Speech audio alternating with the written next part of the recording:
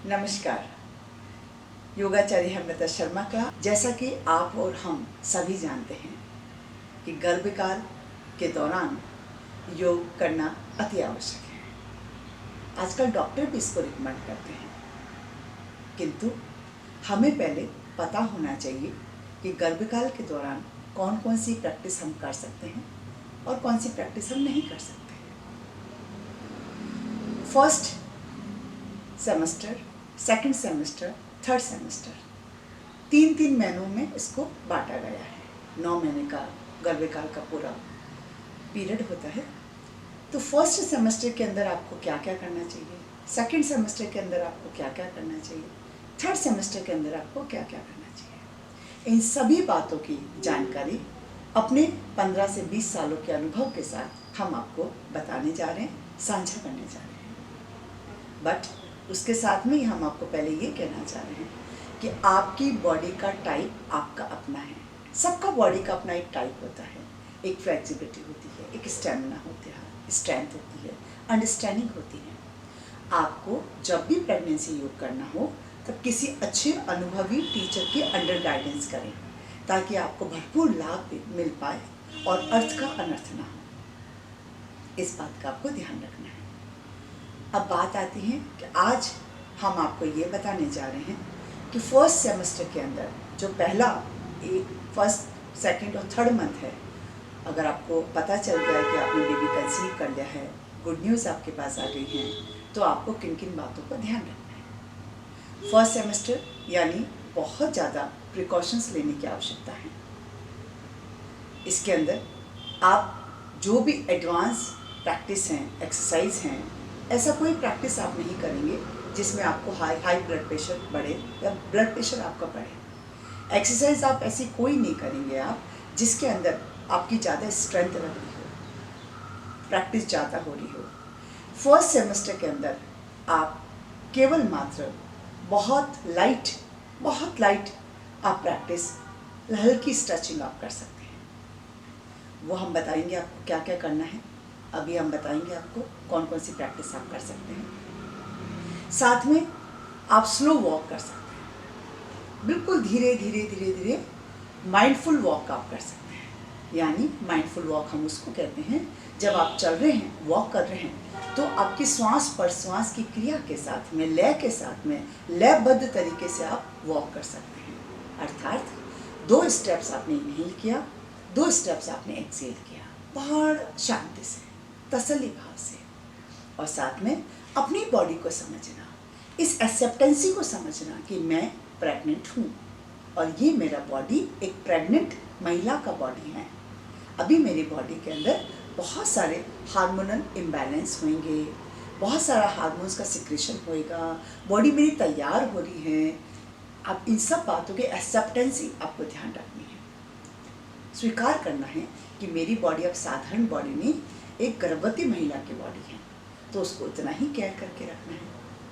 First semester बहुत ज़्यादा precautions लेने की आवश्यकता होती है।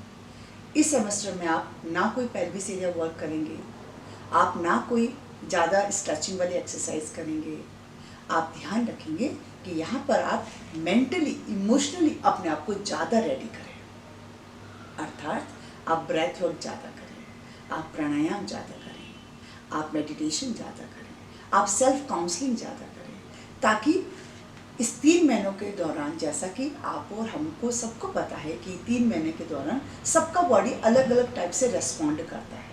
जैसे सबको या तो ज़्यादा नींद आने लग जाना, या वॉमिटिंग होने लग जाना, किसी पर्टिकुलर चीज़ से आपका जी घबराना, ये फियर आ जाना, थोड़ा सा डर रहता है।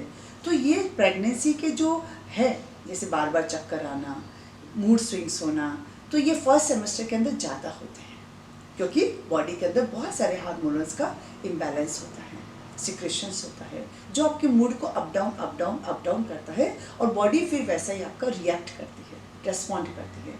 तो आपको उस समय ये समझना है कि मुझे बिना परेशान हुए ये सारी चीज़ें इसलिए हो रही मेरे साथ क्योंकि मैं प्रेग्नेंट हूँ। तो वह होती है एक्सेप्टेंसी, अपने आप को समझना, अपनी बॉडी को समझना। तो यहाँ पर आप जितना आप क्वालिटी भरा हुआ टाइम अपने आप के साथ बिताएंगे, थोड़ा सेल्फ काउंसलिंग की तरफ जाएंगे, थोड़ा प्राणायाम करेंगे, थोड़ा ज़्यादा मेडिटेशन करेंगे और हल्की फुल्की एक्सरसाइज आप करेंगे तो आपको एक कॉन्फिडेंस का लेवल आएगा।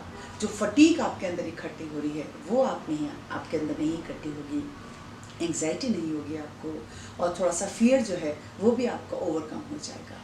और मूड जो आपका स्विंग्स हो रहा है तो आप उसमें मेडिटेशन, आपका ब्रेथ वर्क बहुत हेल्प करेगा। और प्रेगनेंसी के दौरान आप सभी को पता है कि प्रेगनेंसी डायबिटीज़ हो जाती है, थायराइड हो जाते हैं, क्योंकि एक्सेस में हार्मोन्स का सिक्रेशन होता है। तो हमें इन बातों से भी आपको निजात मिल सकता है। आप उसको बैलेंस में ला सकते हो अपनी अंडरस्टैंडिंग के माध्यम से, सेल्फ काउंसलिंग के माध्यम से, अपने साथ एक क्वालिटी वाला समय बिताने के माध्यम से, और पूरे कॉन्फिडेंस के साथ में अपनी बॉडी को तैयार करिए कि गर्भवती महिला की बॉडी तैयार हो रही है तो अपने खान पान पे भी आप ध्यान रखिए, अपनी दिनचर्या पे आप ध्यान रखिए, अपनी स्लीप क्वालिटी पे आप ध्यान रखिए। और हो सकता है अप डाउन चल रहा हो आपके साथ में, पर आपको धैर्य के साथ में सावधानी पूर्वक ये जो फर्स्ट 3 मंथ्स है उसको आपको पीरियड को बिताना है। और हल्के फुल्के जब आप एक्सरसाइज करेंगे, स्ट्रेचिंग करेंगे, वॉक पे जाएंगे, थोड़ा अच्छा म्यूज़िक सुनेंगे, थोड़ा ध्यान की तरफ जाएंगे, आप ब्रेथ वर्क करेंगे, प्राणायाम करेंगे, मेडिटेशन करेंगे, सेल्फ काउंसलिंग करेंगे, और इस सब बातों से आपका दिमाग शांत होएगा, आपको अच्छा लगेगा और आप अपने आप ही अंदर अंदर अपने आप को रेडी करना सीख जाओगे। तो आज हम आपको बताने जा रहे हैं कि फर्स्ट सेमेस्टर के अंदर फर्स्ट, थर्ड और सेकंड और थर्ड, ये तीनों जो महीने होते हैं उसके अंदर आपको कौन कौन से प्राणायाम करने हैं, कौन कौन सी बड़ी कंफर्टेबल, बिना शरीर को ज़्यादा एक्सर्ट करे आप बहुत कंफर्टेबली कौन कौन सी प्रैक्टिस आप कर सकते हैं, मॉडिफाइड आसनास आप कर सकते हैं, थोड़ा सा अपने आप को रेडी कर सकते हैं। तो ये सारी बातें आपको ध्यान में रखनी है।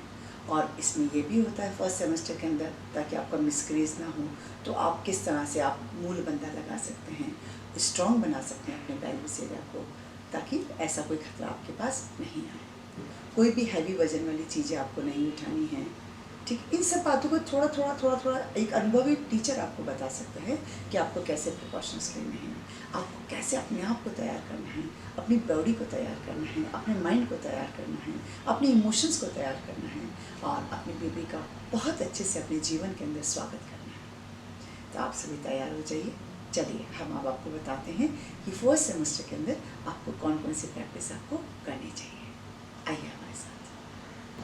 तो आइए, जैसा कि हमने आपको बताया है, आपको ये बात ध्यान रखना है कि पहले 3 महीने के अंदर अपने आप को ओवर एक्सर्ट नहीं करना है।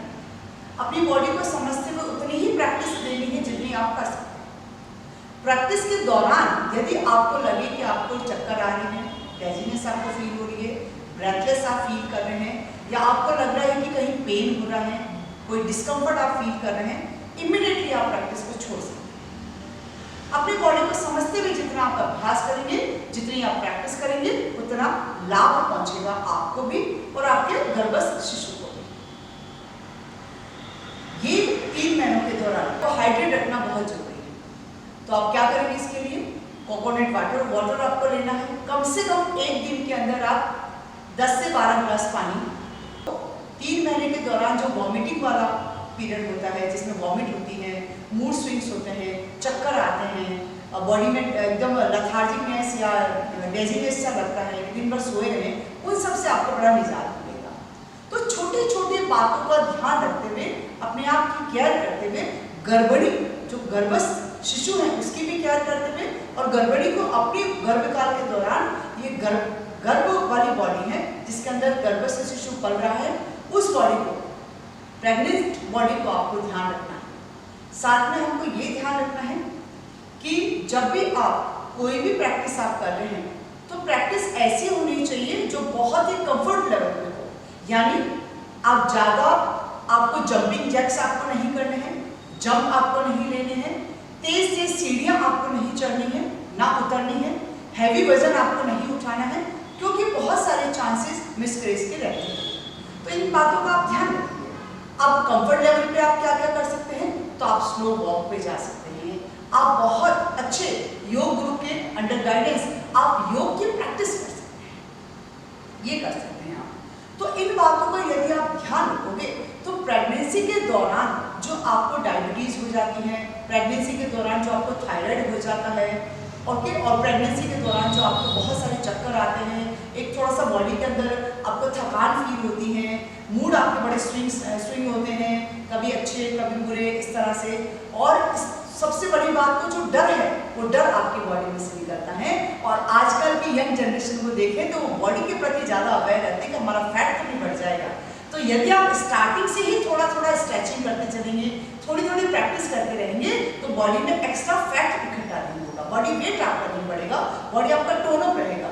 और जब आप प्रैक्टिस करते हैं तो मसल्स में आपकी स्ट्रेंथ आती है, फ्लेक्सिबिलिटी आती है, एक कॉन्फिडेंस आता है, और उससे आप खुद भी फ्रेश फील करते हैं। और जैसा माता फील करेगी वैसा ही बच्चा फील करता है। तो एक गर्भस्थ शिशु का अच्छे से विकास होता है, यह हमें पता रखना है, ध्यान रखना है।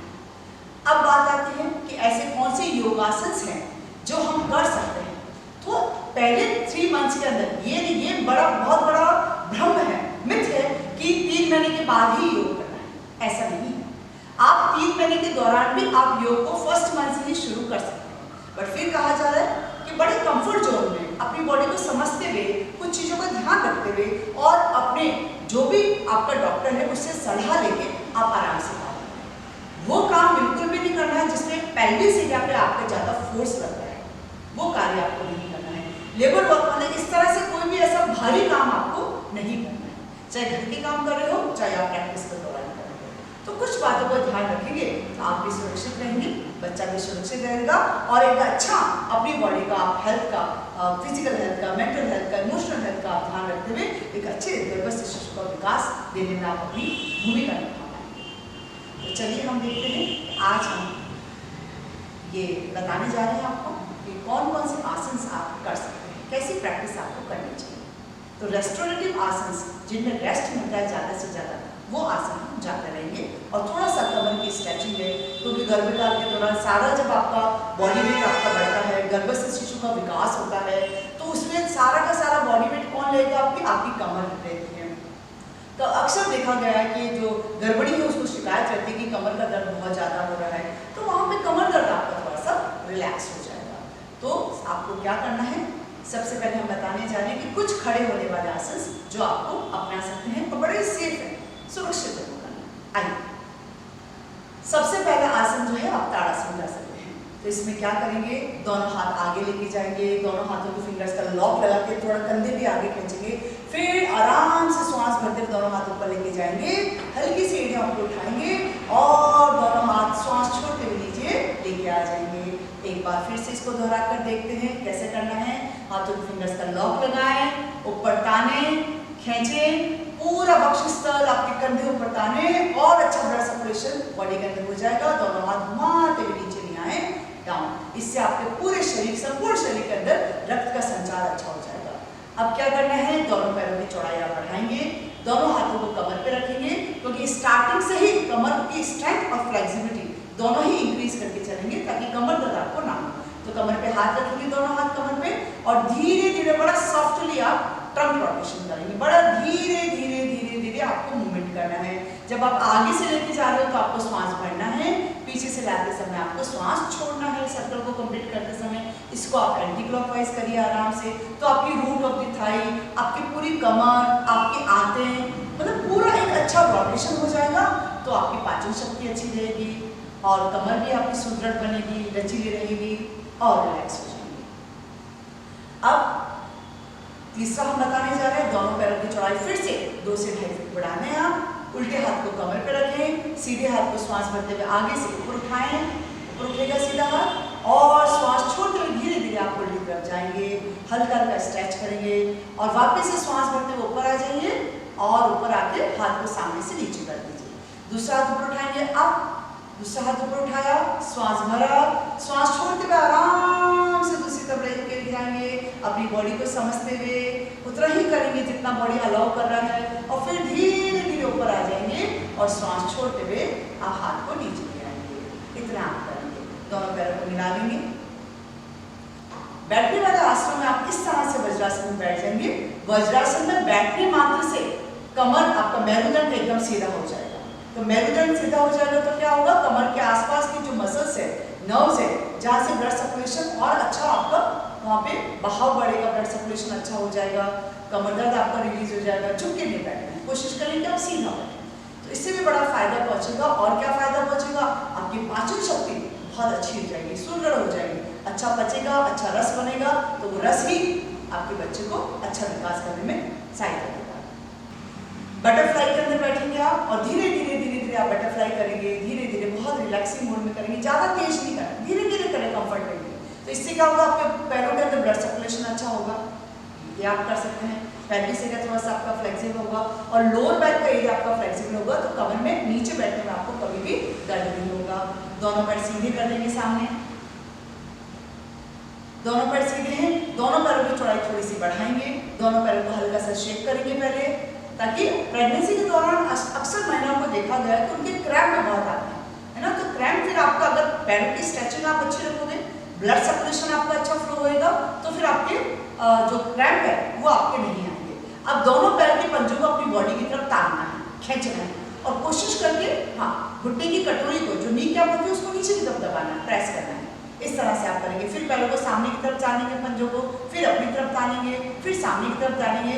तो प्रेगनेंसी के दौरान जो एक्स्ट्रा स्वेलिंग आ जाती है पैरों के अंदर, भारी हो जाते हैं पैर, और स्वेलिंग की वजह से फिर दर्द भी होता है, ब्लड सर्कुलेशन रुक जाता है, तो उससे आपको बड़ा आराम मिलेगा। और एंकल्स को घुमाइए, तो एंकल्स की फ्लेक्सिबिलिटी के साथ में एंकल्स की स्ट्रेंथ भी डेवलप होती है, क्योंकि धीरे धीरे धीरे धीरे जैसे जैसे बच्चे का विकास होएगा, आपका बॉडी वेट बढ़ेगा ही बढ़ेगा, और बॉडी वेट बढ़ेगा तो फिर एक्स्ट्रा सारा का सारा प्रेशर कहाँ जाएगा, आपके एंकल्स पे जाएगा। इसीलिए फिर पैरों में दर्द होना, एंकल्स मतलब स्वेलिंग आ जाना, लेडियों में एंकल्स में स्वेलिंग हो जाना, उससे आपको आराम मिलेगा। ये आप कर सकते हैं। अब आपको क्या करना है, अब यहाँ से आपको सीधे पैर का घुटना बैंड करना है, सीधे पैर का घुटना बैंड किया और इसको सीधे हाथ से ही पकड़ेंगे आप। सीधे पैर का घुटना बैंड है, सीधे हाथ से आपने पकड़ा, उल्टे हाथ को आप पीछे रखेंगे और पूरा अपने चेस्ट को आगे तक पुश करते हुए हल्का सा टर्न लेंगे पीछे की तरफ। बस इतना ही टर्न करेंगे, चेस्ट को और आगे तक पुश करेंगे, हल्का सा इतना टर्न लेंगे आप। इसी तरह से दूसरी तरफ आप कर सकते हैं इसको बिल्कुल सेफली। धीरे धीरे बॉडी के हर एक जॉइंट पे काम करना है, हर एक मसल्स पे काम करना है, तो बॉडी में आपको स्वतः ही हल्कापन लगेगा, अच्छा लगेगा। ये आप कर सकते हैं। दोनों पैर सीधे कर लेंगे आप फिर से। अब यहाँ से आप सीधा शशांक आसन की स्थिति में आप चले जाएंगे, क्योंकि इससे आपको बड़ा आराम मिलेगा। दोनों पैर के घुटनों को आप बैंड कर लेंगे, घुटनों के बीच की चौड़ाई आप बढ़ा लेंगे, ठीक है। अब बड़ा रिलैक्सिंग मोड में आप सीधा नीचे अपने आप को ड्रॉप कर लेंगे, इस तरह से बिल्कुल। तो फर्स्ट 3 मंथ्स के अंदर आप ये कर सकते हो और बड़ा सेफ है करना, इसको करना। इससे पूरा आपका स्ट्रेस जो कमर में से रिलीज हो जाएगा, हिप जॉइंट की मसल्स में से आपके स्ट्रेस रिलीज हो जाएगा, और ये रेस्टोरेटिव आसन है, यानी ये आपको अपने आप को ही बड़ा शांति, रिलैक्स्ड फील करवाएगा। और जैसा आप रिलैक्स फील करोगे, जो हार्मोनल इम्बैलेंस हो रहे हैं वो बैलेंस में आ जाएंगे, मूड स्विंग आपका खत्म हो जाएगा, आपका स्वभाव आपका शांत रहेगा, चिड़चिड़ापन नहीं रहेगा, और नींद की क्वालिटी भी आपकी अच्छी रहेगी। ये आप कर सकते हैं। आइए ऊपर आ जाइए।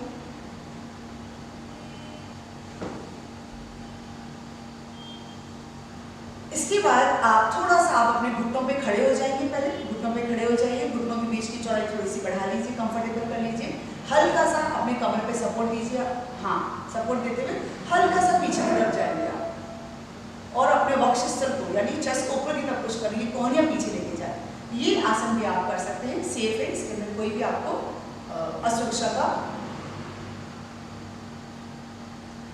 ये आसन बहुत सेफ है, इसको आप कर सकते हैं और खतरे से खाली है, यानी ये आसन करने से आपको किसी प्रकार का डरने की आवश्यकता नहीं है। बैठ जाएं फिर से। अब ये बात ध्यान रखेंगे कि आपको आसन करते समय कोई भी ऐसा आसन आपको नहीं करना है जो पेल्विस एरिया पे आपको जोर दे रहा हो।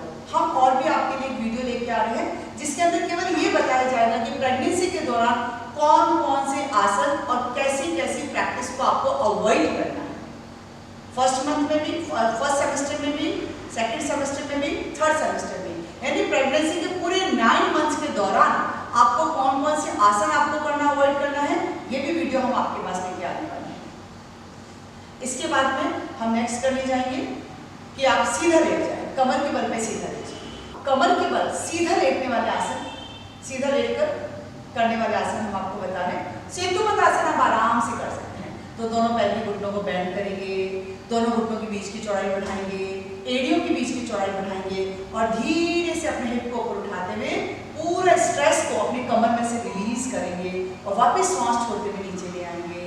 फिर श्वास भरते हुए ऊपर उठाएंगे, आराम से तसल्ली भाव से करें आप और श्वास छोड़ते हुए वापस ही नीचे लेके आ जाएंगे। इसको आप कर सकते हैं। अब इसमें आप, क्योंकि पैरों में स्वेलिंग नहीं आए, पैर आपके सही रहे, ब्लड सर्कुलेशन अच्छा रहे, तो आप साइकिलिंग कर सकते हैं। पर साइकिलिंग करने का तरीका क्या होगा, आप पहले उल्टे पैर के घुटने को बेंड करके रख लीजिए। सीधे पैर से, केवल सीधे पैर से आप साइकिलिंग करेंगे। केवल सीधे पैर को बड़ा सॉफ्टली आप चलाएंगे, लगातार चलाते रहेंगे। जैसे 5 बार आपने साइकिलिंग कर लिया, अब इसको रिवर्स करेंगे, 5 बार ही एंटी क्लॉकवाइज आप करेंगे। ये आप कर सकते हैं। तो आपके पैरों के अंदर ब्लड सर्कुलेशन अच्छा रहेगा, घुटनों में दर्द नहीं होगा, जैसे जैसे वजन बढ़ेगा ये आपको बड़ा आरामदायक रहेगा। ऐसे ही आप दूसरी तरफ से भी दोहराएंगे। दूसरे पैर को उठाकर 5 बार आप सर्कल बनाएंगे, साइकिलिंग की जैसे आप सर्कल बनाएंगे। 5 बार ऐसा करने के बाद अब आप इसे उसको रिवर्स करेंगे, नीचे से ऊपर की तरफ करेंगे। तो ये भी बड़ा सेफ है और सुरक्षित है और आप रिलैक्स हो जाएंगे। बहुत ये आप कर सकते हैं। अब यहाँ से दोनों पैर के घुटनों को आप बेंड कर लीजिए। दोनों पैर के घुटनों को एक साथ आप लेफ्ट हैंड साइड पर ड्रॉप कर सकते हैं, राइट साइड पे आपको देखना है। दोनों हाथ कंधे की सीध में नीचे खुल जाएंगे, ये भी आप कर सकते हैं। और ऐसे ही इसको दूसरी तरफ आप कर सकते हैं। इसमें घुटने मिला के आप कर सकते हैं, कोई दिक्कत नहीं।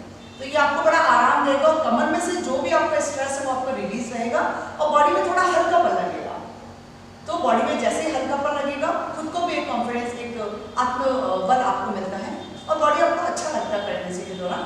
तो ये बड़े सेफ और सुरक्षित आसन है जो आप कर सकते हैं।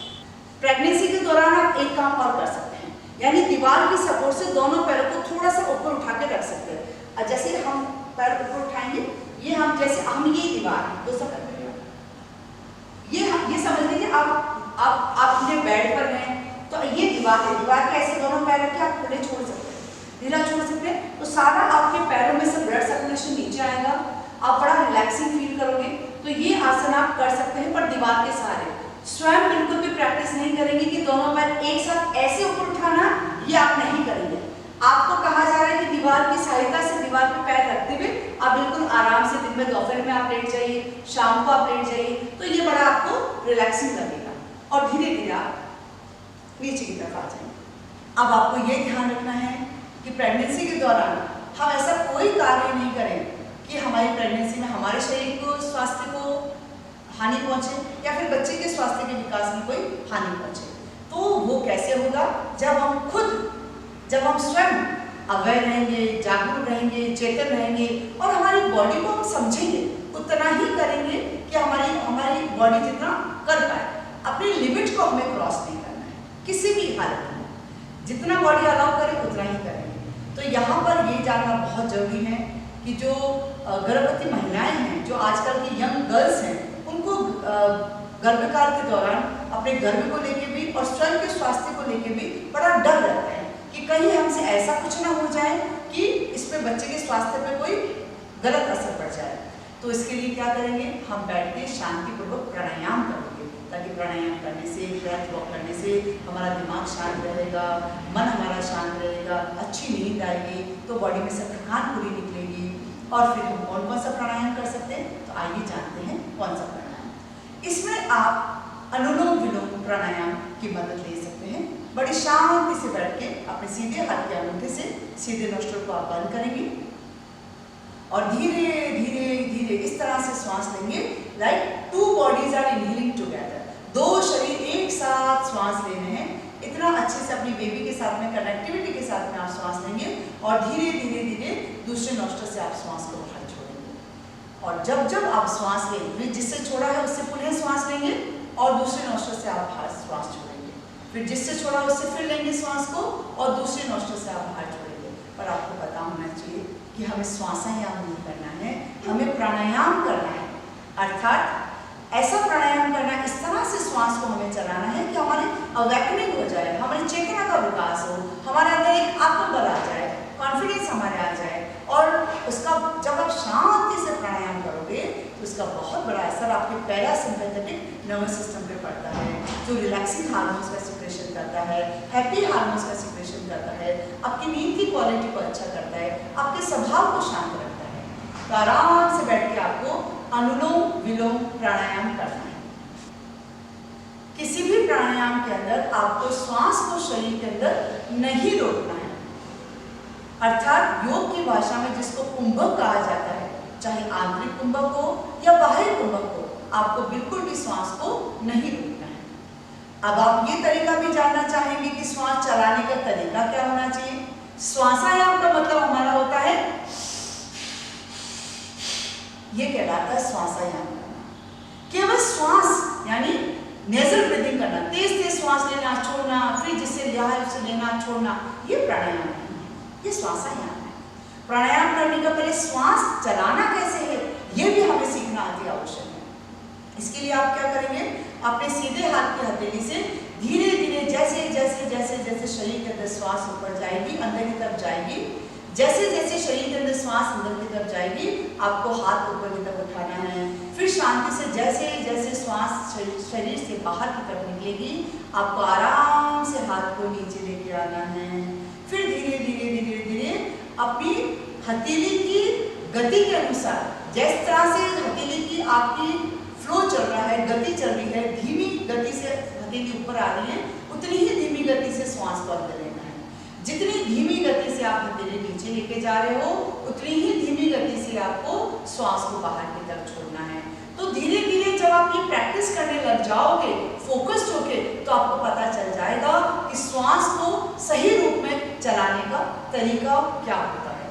जब इतनी धीमी गति से मन और चित्त को बिल्कुल शांत करके आप श्वास को चलाएंगे, तो अपने आप ही ऑटोमेटिकली आपकी पैरासिम्पैथेटिक हार्मोन्स का सिक्रेशन होगा, हैप्पी हार्मोन्स का सिक्रेशन होगा, आप रिलैक्स रहेंगे, शांत रहेंगे, नींद की क्वालिटी अच्छी होगी, चिड़चिड़ापन समाप्त होगा, और थोड़ा सा आपके अंदर जो गर्भ को लेके जो आपके अंदर डर है, वो डर आपका समाप्त होगा। इसके बाद में आप, क्योंकि गर्भकाल के दौरान इन 3 महीनों के अंदर बहुत ज़्यादा ध्यान रखना पड़ता है, ऐसा कोई भी खान पान के अंदर भी ऐसी कोई चीज़ ना खाएं जिसकी तासीर जो है वो गर्म हो। कॉफ़ी, ये सब चीज़ें आपको अवॉइड करनी होगी, बिल्कुल चाय कॉफ़ी ये सब कुछ चीज़ें आपको छोड़नी होगी, और मिर्च मसाला भी कम मात्रा में आप प्रयोग में करें। तो इससे क्या रहेगा, आपकी बॉडी का ब्लड सर्कुलेशन जो है वो बिल्कुल शांत रहेगा, धीमा रहेगा, तो ठीक रहेगा। अब हम आपको बताने जा रहे हैं कि गर्भकाल के दौरान फर्स्ट 3 मंथ्स के अंदर आप और क्या कर सकते हैं। तो आप यदि समर सीजन चल रहा है, गर्मियाँ हैं, तो आप शीतली और शीतकारी प्राणायाम कर सकते हैं। तो शीतली प्राणायाम के अंदर आप अपनी जीभ को बाहर निकालेंगे, जीभ से पाइप बनाएंगे, और जीभ से पाइप बना के स्ट्रॉ की जैसे हम नारियल पानी पीते हैं, वैसे स्ट्रॉ से पूरा जीभ से श्वास को अंदर की तरफ लेंगे, और फिर अपने होठों को बंद कर लेंगे, और नाक से श्वास लगातार बाहर की तरफ छोड़ेंगे। फिर धीरे धीरे धीरे धीरे जीभ से श्वास अंदर की तरफ लेंगे, माउथ से, मुंह से श्वास लेंगे, और नाक से श्वास बाहर की तरफ छोड़ देंगे। ये भी आपके लिए एक कूलिंग इफेक्ट आपको देगा। मन और चित्त आपका शांत रखते हुए आपको जो बहुत ज़्यादा ह्यूमिडिटी फील होती है वो आपको कम फील होगी। और क्या कर सकते हैं, सितकारी प्राणायाम आप कर सकते हैं, यानी दोनों दांतों की बत्तीसियों को आप मिला लेंगे, पूरे लिप्स को आप स्ट्रेचिंग करते हुए अब धीरे धीरे श्वास को आप अंदर की तरफ खींचेंगे। तो होठों से श्वास को, साइड से कॉर्नर से श्वास को अंदर की तरफ खींचना है, सितकार करते हुए खींचना है, और धीरे धीरे श्वास को बाहर की तरफ आप छोड़ेंगे। ये आप कर सकते हैं। फिर से श्वास लें, फिर से छोड़ें, फिर से लें, फिर से छोड़ें। तो स्वतः ही ये प्राणायाम करने से आपके शरीर अंदर से शिथिल हो जाएगा, शांत हो जाएगा, ठंडा हो जाएगा, तो आपको अच्छा लगेगा। और साथ में ये करने से आपके थायराइड ग्लैंड के ऊपर भी अच्छा असर होता है।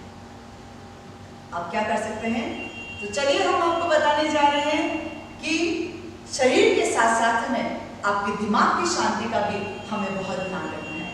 तो भ्रामरी प्राणायाम आप बहुत अच्छे से कर सकते हैं। भ्रामरी प्राणायाम के लिए पहले आप क्या करेंगे, अपने दोनों हाथ के अंगूठों से कानों को बंद कर लेंगे, अपनी तर्जनी उंगली को अपने आईब्रो के ऊपर रखेंगे, मध्यमा उंगली से आप अपनी आईज को बंद करेंगे, अनामिका उंगली आपके दोनों नोस्ट्रल्स के पास में रहेगी, और आपकी सबसे छोटी वाली उंगली कनिष्ठा उंगली आपके होठों के पास में रहेगी। ये कहलाती है शंख मुद्रा। तो इस शंख मुद्रा को बनाए रखें, श्वास भरें, इनहेल, श्वास भरेंगे और बड़ा शांति से भ्रामरी करते समय जो गुंजन आपके मस्तिष्क के अंदर हो रहा है उसको आपको सुनना भी है, तो उसको बड़ा फोकस होकर आप सुने। एक बार पुनः हम रिपीट करेंगे इसको, और आपको ध्यान रखना है कि हमें दूसरों को सुनाने के लिए भ्रामरी नहीं करना है, हमारे खुद के स्वयं के मानसिक स्वास्थ्य के लिए हमें भ्रामरी करना है। तो इस बात का ध्यान रखेंगे। साथ में और क्या करेंगे, जी हाँ, आप ब्रेथ वर्क करने के लिए अपने सीधे हाथ की हथेली को अपने उल्टे चेस्ट की तरफ रखेंगे और उल्टे हाथ की हथेली को अपनी नाभि पर रखेंगे और अपने बेबी के साथ में बहुत अच्छी कनेक्टिविटी करते हुए, ऐसा ऑब्जर्व करते हुए, विजुअलाइज करते हुए कि 2 bodies are inhaling together, 2 bodies are exhaling together. तो अपने बेबी को भी, अपने बच्चे को भी अपने ही तरह बैठा हुआ आप देखेंगे और बिल्कुल ध्यान लेके बिल्कुल शांत चेहरे से, जितना शांत आपका चेहरा है आपके बच्चे का चेहरा भी उतना ही शांत है, वो भी उतना ही फोकस्ड है, एकाग्रचित है, समाधिस्थ है, उसके भी चेहरे पे शांति खिली हुई है। और धीरे धीरे आप इनहेल करेंगे अपने बच्चे के साथ में, धीरे धीरे आप एक्सहेल करेंगे, मानो उसको आप इनहेल और एक्सहेल करना भी आप सिखा रहे हो, इतने मन लगा के आप करेंगे और आप रिलैक्स हो जाएंगे। तो जब गर्भवती महिला अपने बच्चे के साथ कनेक्ट होती हैं और उसके पूरा ध्यान देती हैं तो कहीं ना कहीं बच्चा भी, उसका विकास अच्छा होता है, गर्भवती महिला का भी जो मन है वो शांत रहता है, एक बच्चे के साथ उसकी कनेक्टिविटी बैठती है, तो बहुत सारी बातों का उस पर असर पड़ता है। अब क्या करेंगे, यहाँ से दोनों हाथ अपने चेस्ट के नीचे आप इस तरह से रखेंगे, ठीक है, ताकि आपका पूरा लंग्स के लोअर एरिया तक आपकी श्वास अच्छी जाए अंदर। तो आप श्वास भरते हुए पूरे वक्ष स्थल को आप स्ट्रेच करेंगे, इनहेल करेंगे और पूरा कोहनिया पीछे ले जाएंगे, अपनी पसलियों को आगे की तरफ फैलाएंगे और श्वास छोड़ते हुए वापस सामान्य स्थिति में आ जाएंगे। फिर आप श्वास लेते हुए जाएंगे, इनहेल, पूरा डायफ्राम को अच्छे से स्पेस देंगे, श्वास छोड़ते हुए आप आ जाएंगे। तो ये भी आप करेंगे तो इससे भी आपको अच्छी ब्रेथ आपके अंदर जाएगी, लंग्स की कैपेसिटी आपकी अच्छी होगी और लंग्स की कैपेसिटी अच्छी होगी तो आपकी बॉडी को जितनी जरूरत है ऑक्सीजन की और आपके बेबी की बॉडी को जितनी जरूरत है ऑक्सीजन की, दोनों की ही सप्लाई, दोनों की ही पूर्ति हो जाए अच्छे से। तो आप ब्रेथलेस भी नहीं करोगे, थोड़े से काम में आप थकोगे नहीं। तो ब्रेथ वर्क करना बहुत आवश्यक है, बहुत जरूरी है, ये आप कर सकते हैं। साथ में क्या कर सकते हैं, इसके दौरान जब आप श्वास दोनों हाथों को सीधा करेंगे सामने, एक तरीका और हम बताते हैं आपको, दोनों हाथ सीधे करेंगे सामने और श्वास भरते हुए दोनों हाथों को फैलाते हुए पूरा थोड़ा सा वक्ष स्थल को अपने चेस्ट को आगे पुश करते हुए जाएंगे और श्वास छोड़ते हुए वापस दोनों हाथों को सामने से मिला लेंगे। फिर से श्वास भरते हुए जाएंगे, इस तरह से पूरा आपको जाना है और श्वास छोड़ते हुए वापस आना है। अब एक बात और कहना चाहेंगे इसके अंदर कि आपको जब ये आप कर रहे हैं लगातार, तो आपको जैसे you are very big, you are so vast, you are so strong, ऐसा गर्भवती महिला फील करे और वापस श्वास छोड़ते हुए आ जाए। जब दोनों हाथ खोल के तो पूरा आपको ब्रह्मांडीय ऊर्जा को, यूनिवर्सल एनर्जी को अपनी तरफ इनवाइट करना है कि I am ready to become mother, exhale, कम, वापस श्वास छोड़ते हुए आप आ जाएंगे। तो ये सारे कुछ एफर्मेशंस आप पॉजिटिव थॉट्स के साथ में आप ये करेंगे तो अंदर ही अंदर आपका कॉन्फिडेंस लेवल बढ़ता है बॉडी के प्रति, स्वयं के प्रति, और वो जो डर है वो आपके अंदर से निकलता है। इस बात का ध्यान रखेंगे। यहाँ से एक हाथ की हथेली को दूसरे हाथ की हथेली पे अपने स्टमक पे रखेंगे, पेट पे रखेंगे और बेबी के साथ बहुत अच्छी कनेक्टिविटी के साथ में उसका अपने जीवन में स्वागत करते हुए बहुत अच्छे से आप बेली ब्रीदिंग करेंगे। धीरे धीरे धीरे धीरे श्वास लेंगे, धीरे धीरे धीरे धीरे श्वास छोड़ेंगे और पूरा धीरे धीरे श्वास लेंगे, तो धीरे धीरे श्वास छोड़ेंगे। तो लगातार आप ऐसा करते जाएंगे तो पूरा स्पेस आपके बेबी को मिलेगा, उसकी ग्रोथ अच्छी होगी, मन शांत रहेगा, चित्त शांत रहेगा और आप स्वयं भी बहुत ऊर्जावान अनुभव करेंगे।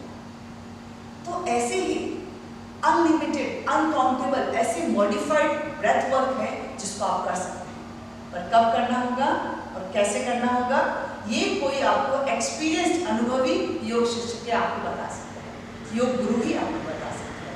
तो तो आपको बहुत अच्छे से अपने आप पे काम तो करना है, पर अवेयरनेस के साथ काम करना है, अपनी बॉडी को समझते हुए काम करना है, और आपकी बॉडी को समझ के जो आपको करवा पाए ऐसे टीचर के अंडर गाइडेंस आपको कार्य करना है। इन बातों का आप ध्यान रखें। अब हम सबको पता है कि जब हम बैठकर ईश्वर का नाम लेते हैं, ओंकार का उच्चारण करते हैं, तो इससे बहुत सारी पॉजिटिव एनर्जी, बहुत सारी एनर्जी हमारे अंदर भी, हमारे बाहर भी इकट्ठी होती है। ये सब कुछ करने के बाद में आपको थोड़ी देर के लिए ध्यान करना है, मेडिटेशन करना है, अपने बच्चे के साथ बहुत ही साइलेंट कम्युनिकेशन करना है, उसका अपने जीवन में वेलकम करना है, और बहुत अच्छे से इस गर्भकाल को पूरा मेमोरेबल आपको बनाना है। तो ऊर्जा, एनर्जी, ईश्वर का साथ, सबका आप जिस तरह से एक मदर सोचती है, विचार करती है, भावनाएं व्यक्त करती है, एक्ट करती है, रिएक्ट करती है, रेस्पॉन्ड करती है, उन सब बातों से बच्चा, गर्भस्थ शिशु माँ से ही सब कुछ सीखता है। तो हम चाहते हैं कि अच्छे संस्कार, अच्छी वैल्यूज उनके अंदर आए। इसके लिए गर्भवती महिला को अपनी प्रेगनेंसी के दौरान कैसे दिनचर्या रखती हैं, किस तरह से खान पान लेती हैं, किस तरह से आप चीज़ों को अपने जीवन के अंदर लेती हैं, कितनी समझदारी से अपने क्रियाकलाप करती हैं, किस ढंग से वो बात करती हैं, क्या चीज़ वो रीड करती हैं, कौन सी चीज़ें वो देखती हैं, इन सब बातों का बहुत ज़्यादा असर बच्चे पे पड़ता है। वो संस्कार, वो फुटप्रिंट बच्चे के अंदर तभी रह जाते हैं। तो ये बात का ध्यान रखना है। तो ओम का उच्चारण अंतिम क्लास के एंड में आप ओम का उच्चारण करेंगे ताकि पॉजिटिव वाइब्रेशंस आपके पास आए। आप बच्चे के साथ में उसको ओम का उच्चारण कैसे किया जा सकता है वो आप उसको सिखा भी सकते हैं। और आप मान के चलिए हमारे पास ऐसे ऐसे वीडियोस भी हमारे पास, जब हम फॉरेन क्लाइंट्स की क्लास लेते हैं, हमारे इंडिया में तो अलाउ नहीं है, पर फॉरेन क्लाइंट्स की जब कक्षाएँ ली हमने तो उन्होंने वीडियो भेजा है, जब बच्चा हाथ जोड़ के बैठा है, ओम का उच्चारण के लिए उसने लिप्स बना रखे हैं। तो इन सब बातों का बच्चा कहीं ना कहीं बहुत कुछ सीखता है अपनी माँ से, तो देखने में बड़ा अच्छा लगता है, और एक अच्छे और वैल्यू वाले संस्कारी बच्चों का हम विकास कर सकते हैं। तो ओम का उच्चारण करना है, गायत्री मंत्र का उच्चारण करना है, सूर्य देवता को देखना है, नेचर एनर्जी के करीब जाना है, पेड़ों की पत्तियों को देखो, उसकी खूबसूरती को देखो, फूलों को देखो, उनकी खूबसूरती को देखो, अपने बच्चे से साइलेंट कम्युनिकेशन करते हुए उसको समझाओ कि किसका फूल है, ये कौन सा कलर है, इसकी पत्तियाँ कैसी हैं, शेप कैसा है, जल तत्व के पास बैठे, जल के पास बैठने से ही जल का फ्लो है। तो ऐसे बहुत सारे हमारे अंदर इतना शास्त्र, हमारा भारतीय शास्त्र पुराण हमारे भरे हैं, हमारी परंपराएं भरी हुई हैं, जिसके अंदर वास्तव में एक वैल्यू, एक संस्कारी बच्चे का हम विकास कर सकते हैं। तो हम इन सब बातों का यदि गड़बड़ी अच्छे से सब बात करें, और यदि इनको पता नहीं हो तो किसी अच्छे योग गुरु के संरक्षण में, जिनको काफ़ी अनुभव हो, उनके साथ आप करेंगे तो फायदा ही फायदा आपको पहुँचेगा 100% श्योर। और साथ में हम जैसा कि देख रहे हैं कि आजकल सब तरफ सी सेक्शन हो रहा है, ऑपरेशन के द्वारा डिलीवरी हो रही है, तो ऐसा नहीं होना चाहिए। एक गर्भवती महिला को नेचुरल तरीके से डिलीवरी करवाने का प्रयास करना है। तो वो कैसे होगी? जब वो अपने स्वास्थ्य का ध्यान रखेगी, बॉडी की फ्लेक्सिबिलिटी में और स्ट्रेंथ में, क्योंकि जब लेबर वर्क होता है, लेबर पेन आते हैं, या फिर आपकी डिलीवरी होने वाली होती है, तो उस समय दो ही चीज़ें काम आती है। एक तो आपकी स्ट्रेंथ कितनी है आपकी मसल्स के अंदर, और आपकी फ्लेक्सिबिलिटी कितनी है। तो पूरे 9 महीने के गर्भकाल के दौरान जब गर्भिणी बहुत अच्छे से योग आसनों की प्रैक्टिस करती है, मॉडिफाइड योग आसन करती है, स्ट्रेचिंग करती है, स्ट्रेंथनिंग करती है, तो उसका बहुत बड़ा बॉडी का खुद का डेवलपमेंट होता है, और बॉडी तैयार होता है ताकि नेचुरल तरीके से शिशु बाहर आए और नेचुरल डिलीवरी की तरफ हम आगे बढ़ें। स्वस्थ शिशु का विकास